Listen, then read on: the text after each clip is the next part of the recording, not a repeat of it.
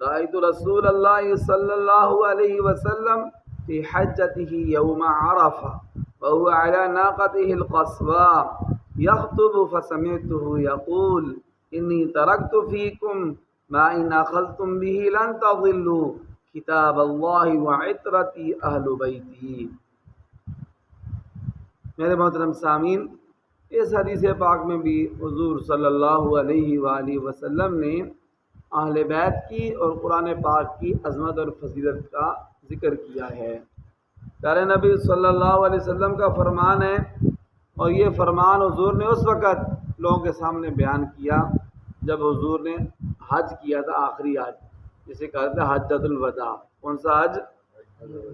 حجۃ الوداع۔ حضور صلی اللہ علیہ وسلم نے جب حج کیا تو عرفہ کا دن، عرفہ کہتے ہیں 9 ذی الحجہ کو۔ کون سے ذی الحجہ کو؟ 9 ذی الحجہ کو۔ اس دن بہت بڑا اجتماع ہوتا ہے 9 ذی الحجہ کو۔ تو عرفہ والے دن پیارے نبی صلی اللہ علیہ وسلم اپنی اونٹنی پر سوار تھے۔ حضور کی اونٹنی کا بھی نام محفوظ ہے، جس کے ساتھ حضور کی نسبت ہوئی، اللہ تعالیٰ نے اس کو بلند مرتبہ اور مقام عطا۔ حتیٰ کہ اس اونٹنی پر حضور سفر کرتے تھے، اس کا نام بھی کتابوں میں محفوظ ہے۔ اس کا نام کیا تھا؟ اس کا نام تھا قصواء۔ کیا نام تھا؟ قصواء۔ قاف موٹا نقطوں والا اور صاد اور واو، قصواء، یہ حضور کی اونٹنی کا نام۔ لوگوں نے گاڑیوں کے پیچھے بھی لکھا ہوتا ہے اپنے شوق سے، محبت سے، اپنی گاڑی کے اوپر قصواء لکھا ہوتا ہے، یعنی اس سواری کی نسبت حضور صلی اللہ علیہ وسلم کی سواری سے۔ تو حضور اپنی سواری پر، اونٹنی پر بیٹھے ہوئے تھے۔ حضور نے یہ خطاب فرمایا لوگوں سے۔ کیا خطاب کیا؟ جابر فرماتے ہیں میں نے اپنے کانوں سے سنا حضور کو فرماتے ہوئے، یا ایھا الناس، اے لوگو، انی ترکت فیکم ما ان اخذتم به لن تضلوا، میں تم میں ایسی چیزیں چھوڑ کر جا رہا ہوں، اگر تم نے ان کو مضبوطی کے ساتھ پکڑا تو تم کبھی گمراہ نہیں ہو۔ ایسی چیزیں میں چھوڑ کے جا رہا ہوں، اگر تم نے مضبوطی کے ساتھ پکڑا تم کبھی گمراہ نہیں ہوگے۔ کون سی؟ حضور نے فرمایا 2 چیزیں ہیں وہ۔ ایک کتاب اللہ، اللہ تعالیٰ کی کتاب قرآن پاک۔ قرآن پاک کے ساتھ محبت رکھو، اس کو دیکھ کے پڑھنا سیکھو، اس کا ترجمہ سیکھو، تفسیر سیکھو، اس کو پڑھتے رہو، اس پر عمل کرو، انشاءاللہ تم کبھی بھی گمراہ نہیں ہوگے، ہدایت پر قائم اور دائم رہو گے۔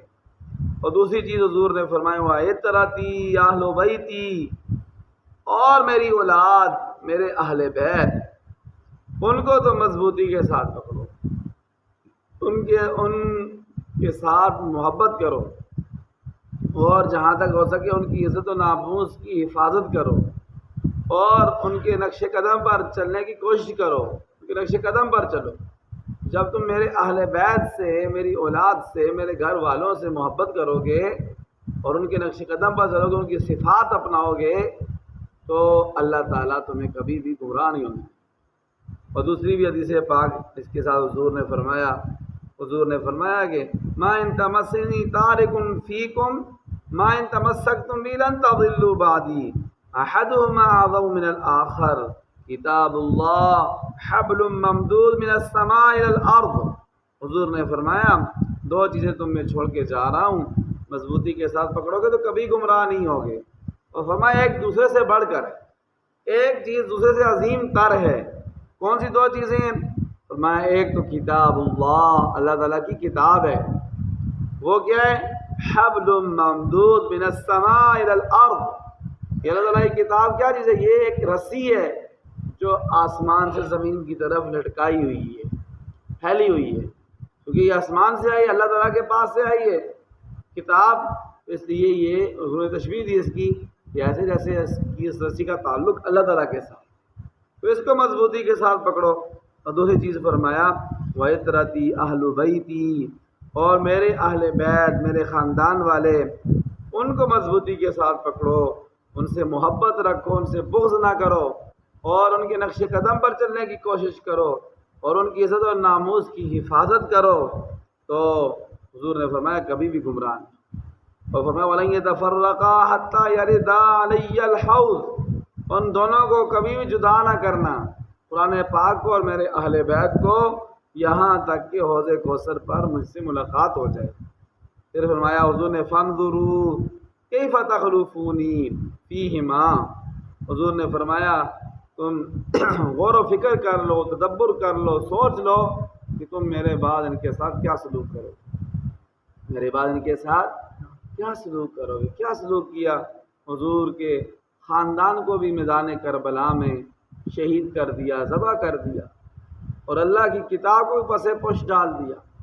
اللہ تعالیٰ کی کتاب کو پڑھنے سمجھنے کی کوشش نہیں کرتے، اور حضور کی اہل بیت کو بھی میدان کربلا میں شہید کر دیا۔ اور اسی طرح ایک حدیث پاک ہے، اس میں پیارے نبی صلی اللہ علیہ وسلم نے